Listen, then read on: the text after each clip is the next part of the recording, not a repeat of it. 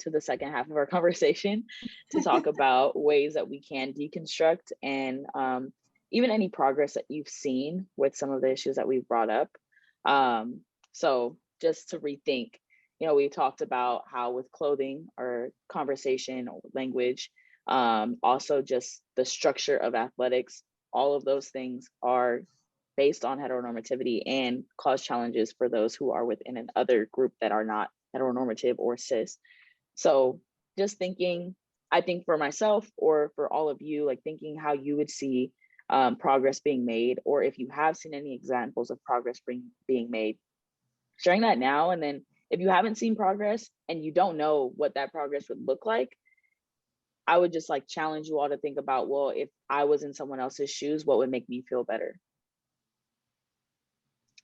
And so I'll leave that open to anybody who has an idea around like, how can we deconstruct these norms? How can we deconstruct the damage that cis heteronormativity in college athletics is doing, and the lack of awareness and the lack of addressing it? I'm gonna be real honest. I definitely feel like just the athletics as an institution is very behind in regards to addressing issues related to making the space more inclusive for transgender athletes. And I'll always say that because and I don't even know if my lifetime it would be addressed in a way of where the space is becoming more inclusive for, and just staying away from the binary, because oh my goodness, it's just so embedded into athletics, it's ridiculous. And so, so really, I think it's, and I'm sorry, like my brain is kind of everywhere, but even if anyone knows, like, you know who, like Caster Semenya, yeah, Semenya, the 800 yes, runner. Yes. Mm-hmm. Right, yeah, and how much like pushback and just hatred and bullying, if you go through she wasn't even trans, she was just intersex, yes. And people raise hell, like people will go out of their way just to just to like bully this woman. And so like policies, multiple policies from the IAAF, the International Athletics Association, something like that, yeah. Right? Yeah. Changed their policy 3 times because of this one athlete. And so, like once we start really, honestly, I think just having conversations and educating folks about,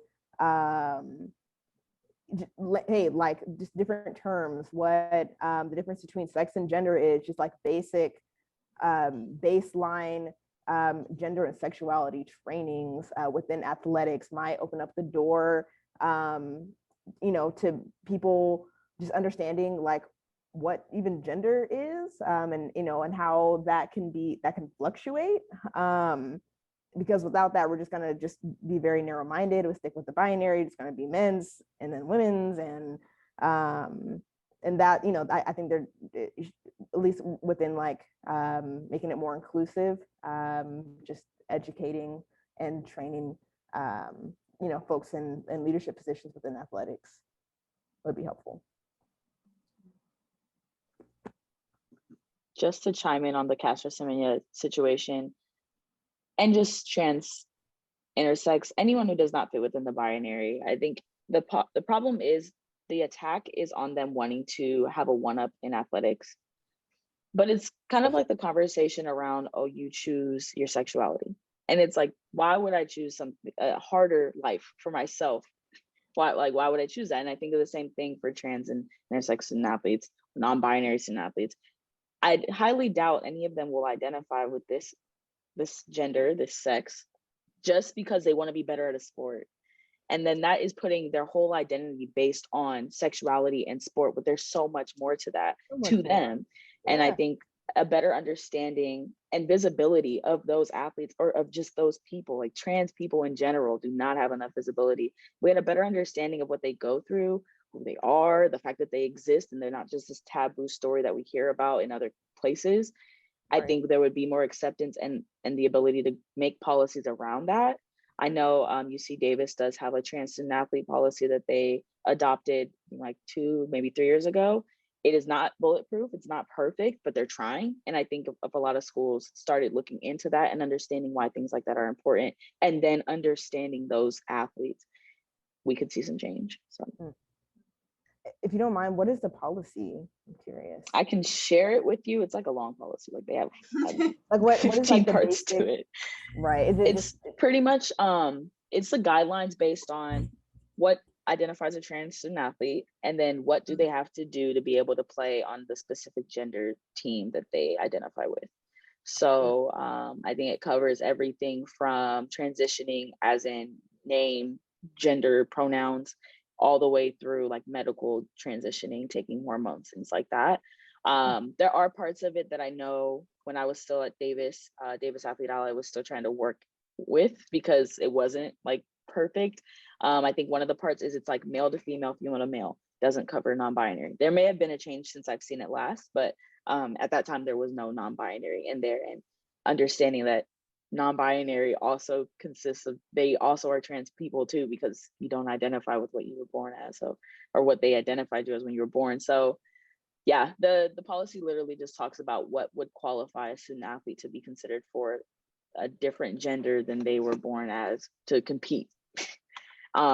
It kind of sucks that that has to even be a thing, that you need to be able to prove these things, or have this paperwork or have this signed off in order to compete on this team. And then I think the other issue was that it was, how can males or like females can compete on male sports, but I don't know, I don't think there was like more stipulation around males competing. So if you were male to female transition, there was more stipulation around that, as opposed to if you're female transitioning to male.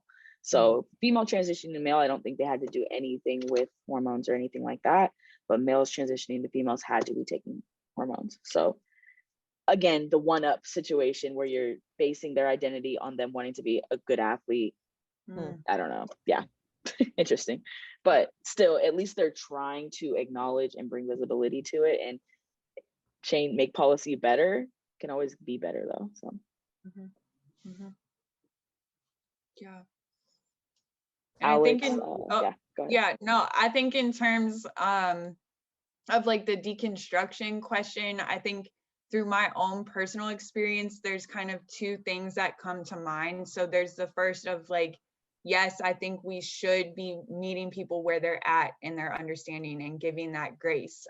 So I can think of 2 examples from my past time at Colorado State University, with conversations, again, with 2 older white cis male people in the athletic department, and the conversation was centered on preferred pronouns, and it was more so I had listed mine in my email signature, and during a morning coffee hour, one of the sport administrators came up to me and sat down and said he wanted to have a conversation of what were these pronouns in my signature, why were they important. So that kind of led to a conversation about the importance, some resource sharing, and a conversation around awareness. And then the other individual, very well intended, has the biggest passion for student athletes, but is also a 72-year-old man. And I think it was a hard concept for him to wrap his head around, the fact that there is something outside of the binary. So because I was able to have grace in that situation, that conversation happened and awareness was created, education occurred. Now I think grace is great. I think everyone deserves it at some points, but I think there is a line to be drawn too, when it comes to people's humanity. So I think this year has really brought about the concept of opting in versus opting out. And I think in order for college athletics to change, we're all going to have to opt into the change. And I think it will need to be, like you said, Michaela, a top-down kind of approach of leadership. And even like, when is the last time kind of legislation and policies were updated in regards to trans athletes from the NCAA? When was that last updated? When were policies created in your university or department, if any? So I think it's just starting to like at the national level, but then also at your institution to understand what is even there to support student athletes that identify outside of the binary. Yeah, those are really good points and really good things to think about. Action items right there, they're easy, literally just looking at what the policies are, because I think most people don't even know. If it doesn't connect to you, you don't know. And so if we're going to try to deconstruct it, it has to come from everybody supporting, not just put it on the athletes who identify that way and they got to go figure it out, which we were already talking about. So I think those are really good. That's really good advice and really good action items we can take into account. And can we talk about the money too? Like, I think the money, college athletics, and we want to restructure it. And Mishay's point, but at the same time, would they want to restructure college athletics because of the revenue associated? Or we can even talk about championship locations occurring in states with anti-trans legislation, and what that says to student athletes who identify, but yet you're still holding your championship competition there, either before the legislation gets passed or not. I think that is still something we should address for our student athlete experience. So until we can take the money outside of it, I don't necessarily know what the change will look like either.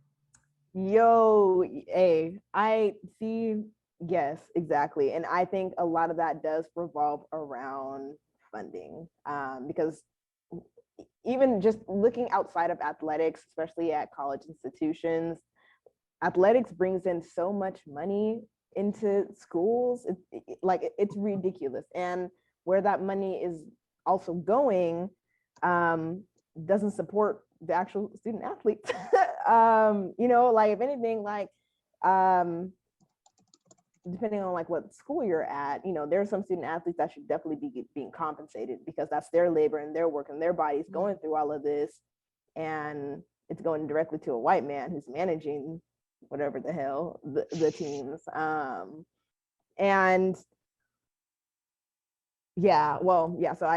I'm glad you brought that up. Mm-hmm. Funding is a big thing, and funding, I also think about just thinking about LGBTQ plus in general. And I know that Athlete Ally puts out not a simulator, but they put out an index of where you stand and how you support those students. And I know there's specific schools that when I did my research my senior year that popped up as having policies that go against those students. And then what the conferences did was they didn't allow, so there was a specific school that wanted to move to Pac-12 conference, and they didn't allow them to come into that conference because they had these policies that discriminated against students of queer communities.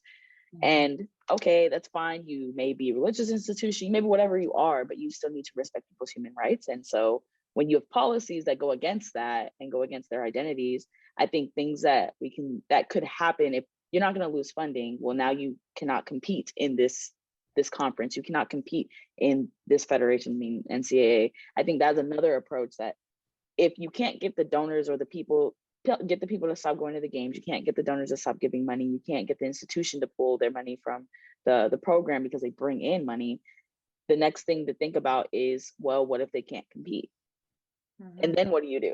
Then you can't compete at all. So that's just another way to think about, if we really want to deconstruct things, and it's going to take some riff, and it's not going to be that easy, because again, as Alex said, this is feeding them, this is putting money in their pocket, this binary is doing that. All the norms that we see within athletics are supporting those folks who want to give the money.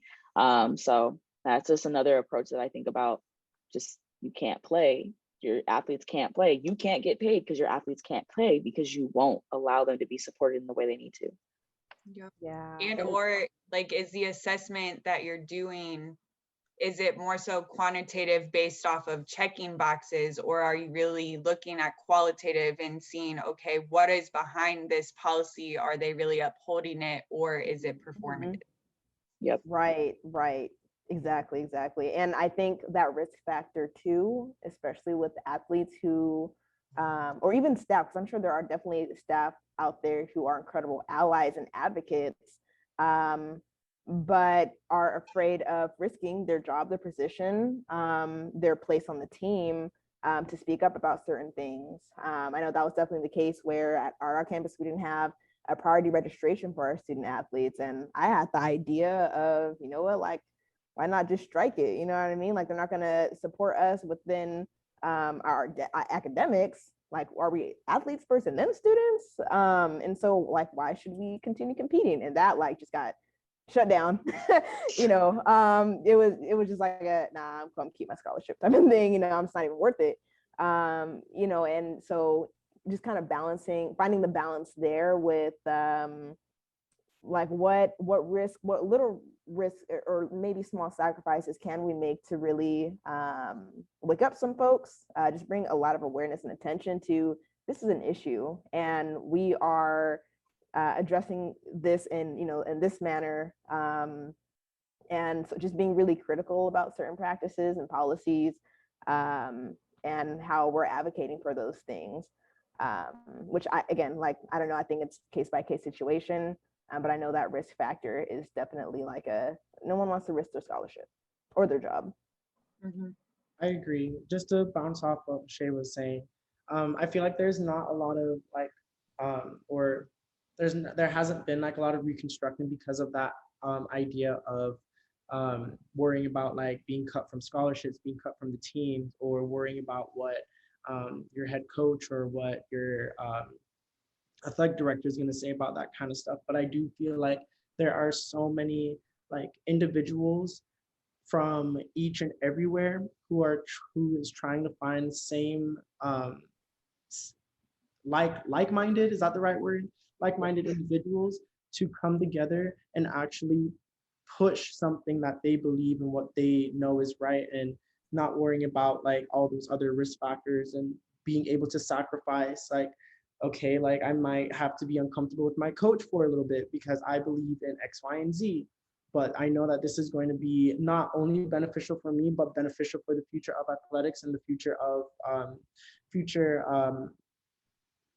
Division I, Division II, whichever division it is, student athletes in the future, because it's the next generation that is going to come in and make those changes. And so we can only do so much, but if there is awareness and there are individuals who are willing to go out and make those sacrifices, no matter what the circumstances is, there will be change and there will be a follow-up situation. And that's the point where the athletic department or in the university is going to have to come to a conclusion or come to a consensus of this is something that needs to be addressed, because it's not just one individual, it's multiple people from different teams, maybe it's from staff members, whoever it may be, like it's going to be something that needs to be changed. And so just taking those risks, taking those challenges is hard for some individuals, because I know that this generation that's coming up is not very like upfront and not very outspoken.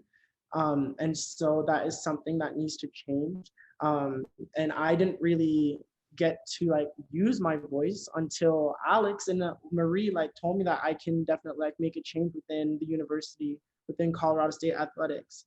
And so that really pushed me and pushed my like confidence and my like poise to just go out and, you know what, I don't really care about what is going to happen. I'm in this position for the future, for future me's, for future like student athletes who identify with that community, to take that step and to make sure that they are having the great experience that they envision to have within being a student, within being an athlete, and having those dynamics to like push through.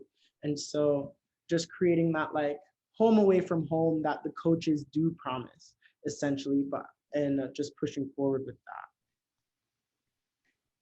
Kamal, you like cover a good point around both Kamal and Mishay, the fear that is instilled in student athletes and even staff to not push against the norms, or why those norms exist. I had saw a post on Instagram, this little kid was like, norms are just peer pressure from your ancestors.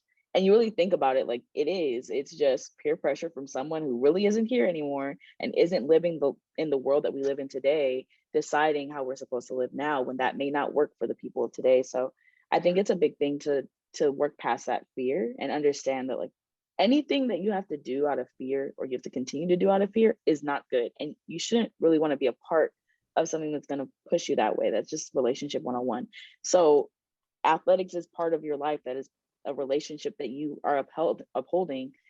It should be a two-way street. You give to it, it gives to you. And if collegiate athletics isn't going to be able to do that, there needs to be folks that are going to be able to take up a stand and say something. Also, another thing to think about is just because if you stand up and your voice is not heard, or they don't want to hear your voice and they try to silence you one place, it won't happen everywhere.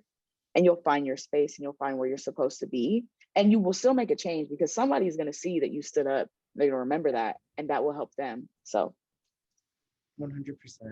It's crazy. It's insane. Change is always crazy. Yeah, it really is. So you can't live in a world of fear, but knowing what you're doing is gonna like exceed. You're gonna have so much confidence to even push even further and to make those changes that you didn't even think about that could happen. And so that's like the light that's past that tunnel, is that you're opening so many like doors and so many opportunities for yourself to keep on pushing through, because there are other individuals who will hear you and other individuals who will reach out to you and like go out from there. It's just the social, the social aspect, the social media of it all. And so it's like when something gets published, a lot of people are going to be on it, and then they're going to reach out to you and ask you about X, Y, and Z and stuff, because I know that has happened to me before, and it's like the best experience I could have ever asked, like from Colorado State. And so it's been amazing. And I think too, from a professional standpoint and kind of addressing that fear, my fear is that I will have to sit at home and live with the fact that I didn't live congruently with my values and beliefs because I didn't do what was best for that student athlete, or do better because I knew better and learned better. So I think that is something that I have navigated as a professional. And I think progressing further up in leadership of athletics, it's definitely getting harder and more challenging to stay congruent in your values and beliefs. But I think it's kind of ensuring that you do have a support community on your journey in that too, and know that you're fighting the good fight together, or you're gonna pull up for one another when you need to. Because I think we're at a point in time where we don't just need allies on the sideline cheering and supporting. We need you to drive the getaway car too. Like, you know, so I think it's also just understanding that it's not about your job, it's about humanity and the student athletes that you are supporting and, you know, celebrating on a day-to-day basis in this industry. Definitely. Facts. I think that is like a perfect way to wrap up the conversation. Call to action for anyone who's watching and you're not involved with athletics, student athletics, you don't get challenged by cis heteronormativity. Just support those people around you, help them, and be willing to put yourself out there for them too. You have a better chance of making it out than those who are actually dealing with it, those who are considered to be the other. And the bigger the punch, the better the outcome. So if you have more people that are supporting you with this, the better outcome you'll probably have. So with that, I want to thank all of our guests today, Alex, Mishay, and Kamal. I appreciate you all coming on and telling me about your experiences, sharing advice with all of our viewers. If any of you have any questions for any of our guests, you can always address them to CADSA's Instagram or our email, info@cadsanational.org. We will be sharing resources for those within the LGBTQ plus community, Black student athletes and student athletes in general, following this presentation. So you can just check out in the comments, and there will be a link where you can find some resources. Any parting words from anybody? Thanks for having us. Of course. Yeah, thank you. Of course. Yes, thank you for being on. Thank you for everybody for tuning in, and I hope you have a great rest of your week. You guys have a great day. Thank you.